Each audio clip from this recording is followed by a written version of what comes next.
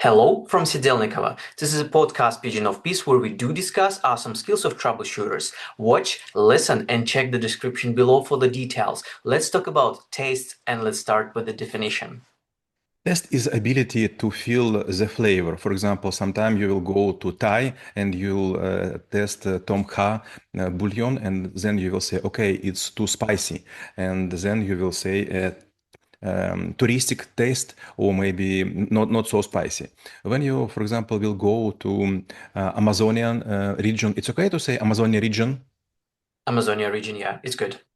Okay, if you're going to Amazonia region, sometime you will be given some drinks with artificial sugar, not artificial, natural one, but it is made not from the turnip. I don't know how to say. It's okay, turnip, Turnip, yeah. not from the turnip or sugar cane. It would be made from some berries, and the sweet would so concentrated that it would taste like a bitterness even. And sometime we could talk, as you offered before we start this recording, to talk about test to the life. Some people want to climb to the mountain or fly with parachutes or maybe go to have a deep dive. Okay, yeah, we'll keep this as for the dessert and let's see how it goes. So when it comes to the taste, the common thing that, that I would say it's like a sensation of the food or sensation of the something that we get. One thing is when we're developing it, and we definitely will speak about this one, but it's also perception because like from what I understand and what I experienced, there was, for example, a time when I was in Thailand and I was going near the place where they would like dry the fish, and I would really was really close to vomit. Apparently, all of the locals they actually would like that. So, what kind of thing defines our tolerance and the perception of the taste? There are several conditions or maybe several points to be mentioned about. First, it's about your childhood. You will definitely love any kind of smell and food which was produced by your ma and grandma. Second, it's about your school and your institute. For example, maybe you will eat not such a tasty food, but you will be used to it, so it's would quite common. And third, it's your imagination about happiness and about celebration. For example, this is sounds for me like a joke, and maybe you also will smile a bit. Several days ago, I have been to one family, and we were talking with the father about one project, and suddenly his son came and suddenly asked. He was like 5 or 6 years old. Father, do you want mandarins, tangerines? Yes. Tangerines or oranges depends. Okay, tangerines. And his father wishes to make a joke, and he told, looking at me directly in the eyes, okay, but this is should be placed for the New Year's celebration. And suddenly his son answered, Father, come on, this is just a food. And we just two men, which are more than 50 years old, we have just laughed because it was quite common in our childhood when mayonnaise, it's kind of French sauce, and some maybe, I don't know how to say, green peas, зеленый горошек. It's a green piece.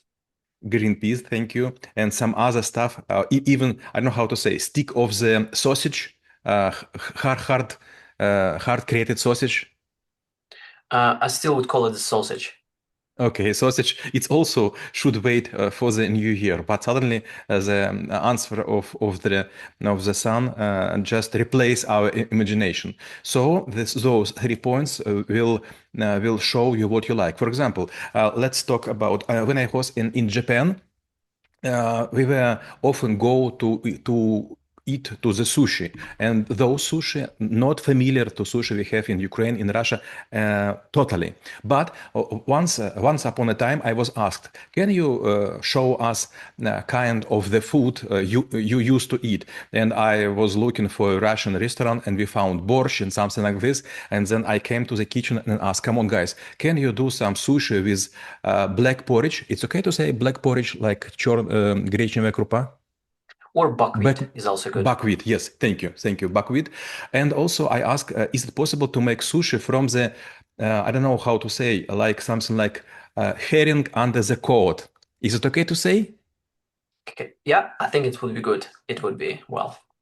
You know, and it was quite funny because it was okay for beetroot, it was okay for carrot, it was okay for onion and eggs, but I was asked, is it okay if we will use not a herring but a salmon one? So it was like salmon under the coat, and it was rolled as a sushi, and my friends tested and said, okay, oh, it's quite good, but you know, for me it was not a flavor to be remembered.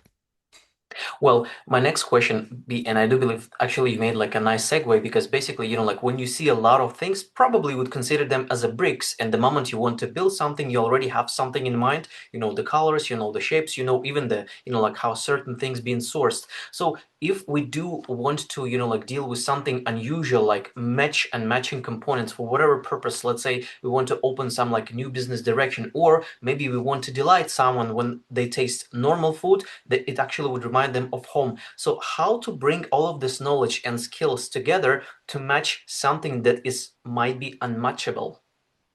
You know, it's quite hard, and I will tell you several stories. First, we have been to the Emerald Hotel on Maldives, and I was working there. It was just opened, and we were on the second and third weeks, and there were a lot of people from also common of independent states, and they started to complain too many fish and nothing to eat. And I was also asked by the Pakistani owner, okay, you are there, can you talk with people, can you explore what is going on? Is it okay to say explore, or is it another word Or for it? figure out. Figure out. Figure out, yes, correct. Thank you. Figure out. And I was talking, and suddenly a lot of people said, okay, we do not want to eat those three kind of rice. We want to have buckwheat.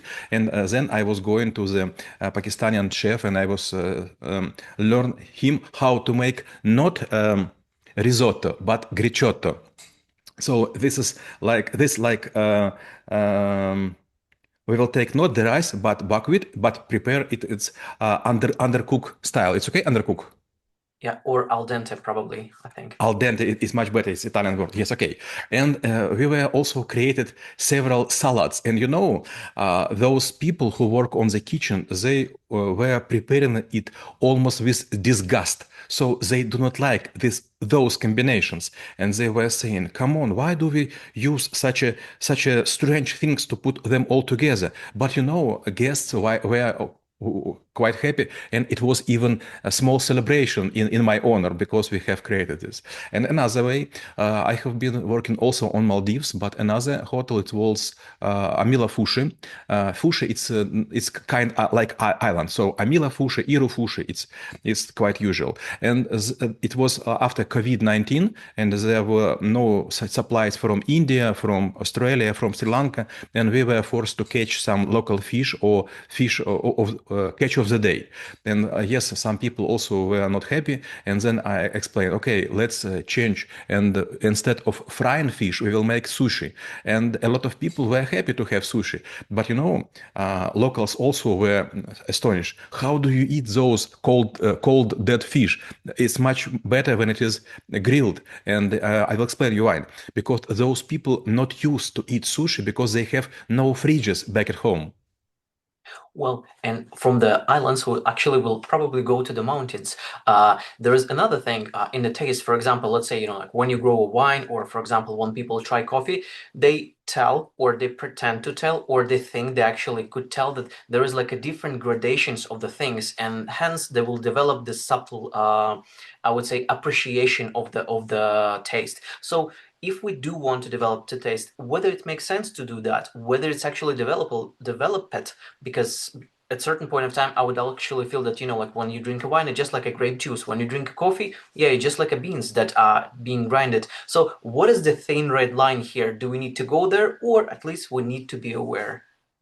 I have been working in Switzerland as you offer to go to the mountains. Let's move there. And I was there for a very long period of time. It was a very boring winter, and I am not a great skier, so it was almost nothing to do by the nights. And suddenly I was asked to go to some restaurant on the high point of the mountain. And I came there by taxi, and then I was waiting, and there was just two men. One man, it was person who invited me, and second one was the owner of the restaurant.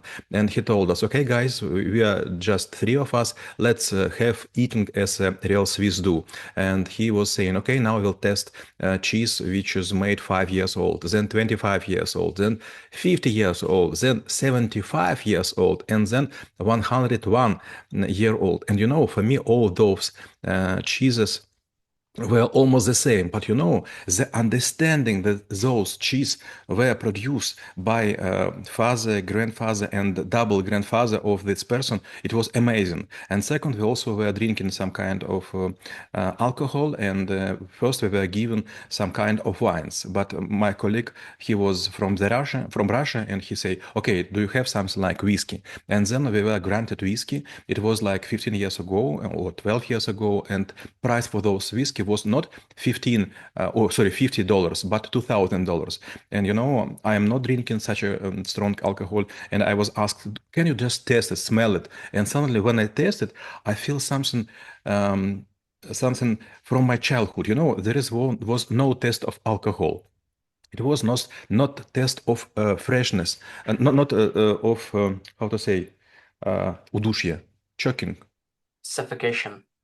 It was not test of suffocation, but it was like a bouquet of different tests, but all of them were very familiar. And then we were explained, okay, this is test of, I don't know how to say, turf.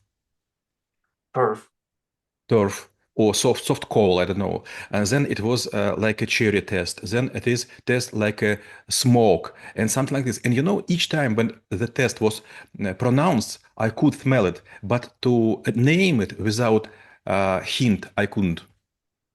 Well, and now let's move to the second part, because at certain point of time, we're going through the certain things in our environment. So how do we develop, something that, would make us to wake up every morning and, experience certain gamma of feelings that would do, that would fulfill us, or vice versa. Maybe at certain point of time, we just will be, I would say like a sleepy kids who just, move their bodies through the time and then just waiting for the end. So how to actually realize whether there is a taste of life that we have or we don't have one, and maybe at least to try to develop some of it. I will tell you also several stories. It was time like 2002 or something like this, and I came to the hacker conference in London, and there was no free rooms, so I take whatever it has. It was a room for Prince Charles, very well decorated room with his clothes and with his I don't know how to say, his belongings. And I was just laying in the bed at night, and I was thinking, what I am doing?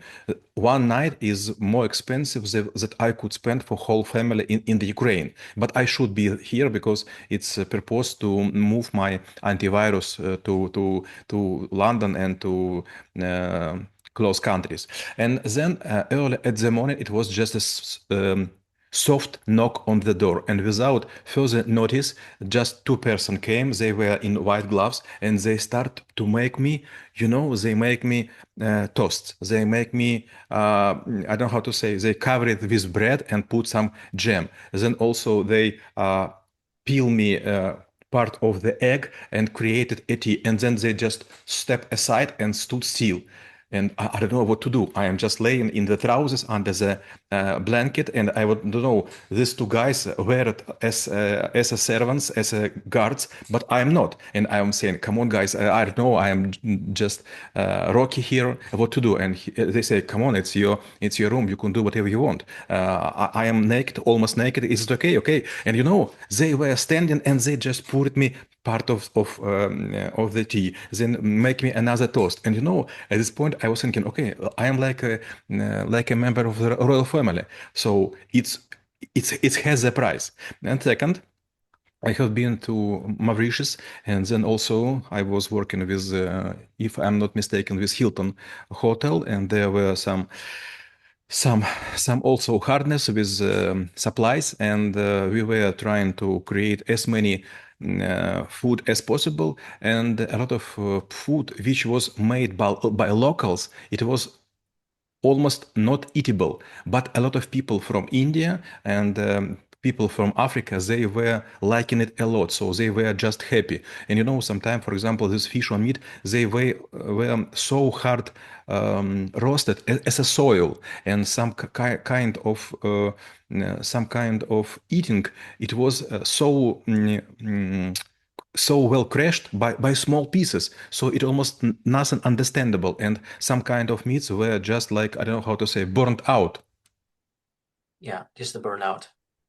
And when we actually look into, like the moment we get like all of the pleasures, all of the possibilities, there's also, like a chance to go on the dark side. Because what I kind of realized, even when it comes to the food, for example, the more people, like get options, the more I would say cruel ways they actually like their food to be prepared. For example, if we take foie gras, it's about torturing goose. And if we talk about coffee luwak, it's about torturing clevet. That means, like when we do develop a taste, at certain point of time, it will go into wrong direction. So how to actually make sure that like your taste is being, okay, let's use this word, ecological, and not really harm anything. I will give you some more examples. I have been in Cambodia and I was taking smoothie from the fresh squeezed tortoise. The small creatures, they were just flying not flying, swimming in a small, I don't know how to say, pot, jar, and then they will be taken out and they just be just rotating in a very fast way, and then this would be. Another way, I was on a very special place, and those people, they used, I don't know how to say, um, armor shelled crabs, and they have a special way how to eat. I don't know how to say. Milk. How to milk them. And this liquid, if I'm not mistaken, I could be mistaken, 1 liter of this liquid will cost like 10,000 US dollars, something like this. And we were granted like 5 grams of each. And the test was just usual. And I am not sure that it is good just to drink it in the mouth, because we have oxide in our stomach. The same if you will be in Thailand or in some other countries like Burma, you also would be granted cocktail, for example, and it will be alcohol with small portion of, for example, cobra, it's whisper, viper, Cobra or viper? viper, Viper. viper heart. And this heart would be taken out of the snake, and it evil would make some movements, like 5 to 7 movements inside of your cocktail. And people like when in the blood vessels it will go small smokes of the blood. And also it would be like a smoked python sold in the Thailand. But when you will test all of these quite unusual things, suddenly you will understand it doesn't matter how expensive they are not tasty. And the most unusual way to eat, it was in China. I was with one guy. He is very famous one, and I don't want to name him because he has a good good, I don't know how to say, good face, how to say, Good face. Yeah. good face. But he offered us a very strange eating. It was like a gray green monkey, and this monkey was, I don't know how to say, видимо, укололи. Tamed. Seduced. Seduced. Yes, correct. Seduced by something, and that hand would take out with special tool. It was like can opener, and then we were asked to eat the brain from the living creature, and it was almost impossible. No test, no pleasure, nothing. Yes, you have something to remember, but let's turn out the situation. I will be on other planet, and aliens would eat my head, or someone who I love. So maybe it's just like savage ritual. I do believe that thinking of itself as an alien, like in a normal way, is actually what, like show how the world is really are. And maybe before the last question, I will try to flip the coin and try to use it as another one. How to use the taste to life to actually get it better. Because, I mean, the richness probably should not be a goal. It should be, like something that would allow you to maybe take more rest, get more happy so that you can produce something better for this world. And well, okay, let's actually use this question as the last one. So how to make sure that taste of life would help to make this world a better place? You have been working to Dubai and you'll understand me. If you will stay there for several weeks, suddenly you will realize, okay, maybe not enough water and not enough grass and maybe not enough trees, but anyway, the level of the life is much better than in the most countries. You have a very nice view, you have fancy restaurants, you have very good shopping malls, and it should make you happy. But you know, when you stay there, you will find a lot of young people who are driving very expensive sport cars. You will see the girls which has on the neck or in the ear diamond, which is huge one, and so on. And suddenly you realize, okay, maybe this is paradise, but ticket to this paradise cost more than you could earn in usual way. So happiness should be not about surrounding. Happiness not about what you could buy or could eat. Happiness should be about your place in the world. Let's go to India. You will see a lot of people who has nothing to eat, but they just smile because they have no intention to be rich, because they have been born in the caste which is not possible to overcome. And we reviewed the skill of taste and how it could be helpful for you. Stay in peace.